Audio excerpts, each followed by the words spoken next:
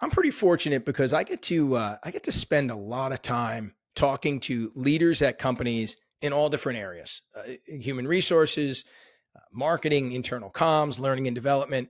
And one of the common challenges that comes up all the time is the fact that their internal communications, meaning the communications that they put out internally to teams and to employees, it doesn't get the engagement or the traction that they expected it to and they hoped it would. So in other words, employees aren't opening that email that they sent out, or reading the newsletter that they put out there, or attending the webinar, or listening to the internal podcast, and they can't understand why. And I always say to them, it's a very simple fix. I mean, you have to ask yourself, does that content, when you put it out there, show employees how it can help them? And I always point to the marketing team. I say, look at your marketers and look at the way you market and promote your product or your service to consumers. The number one rule in marketing is to find the friction, find the pain point, and address it. In other words, show consumers, here is how our product or our service can help you overcome a pain point or a friction that we know you're dealing with. And that, I mean, that's why every product out there, it talks about the benefits. Here's the benefits of our product. Here's how it can help you. And on the back end, the company benefits because you've made the information relevant to the consumer. It's the same thing with internal communications.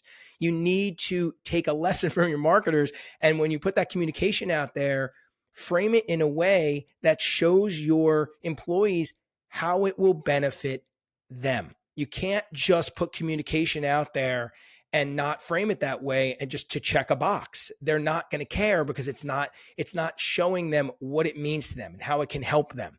So I'll give you an example. Every company has its company values or pillars or principles, and companies love to put that information into newsletters or handbooks, even just, put a sign or a mural on the wall behind the coffee machine in the break room.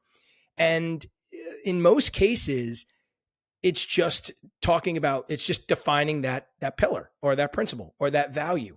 But you never take that step of making it relevant to them. That's why they don't care. That's why employees don't care about it. And they just kind of roll their eyes sometimes when they see those things. You need to take the time to say, here's how this will benefit you. Here's why this matters to you. Here's how this is going to help you advance in your career. Here's how this is going to help you make more money. Here's how this is going to um, make you want to go to work and enjoy coming into the office every day. Here's how this is going to make you a better human being and even a better role model to your kids. Once you frame it that way, that's when they'll care about it, and that's when they'll engage with it. You can't just put it out there and be self-serving. You have to put it out there, make it relevant to them, and then they'll engage with it, and you'll benefit on the back end because they'll understand it. They'll understand what it means to them. So what I would say is, when you're looking at internal communications, ask yourself that question. How will it benefit them? Knowing that it will ultimately benefit the company.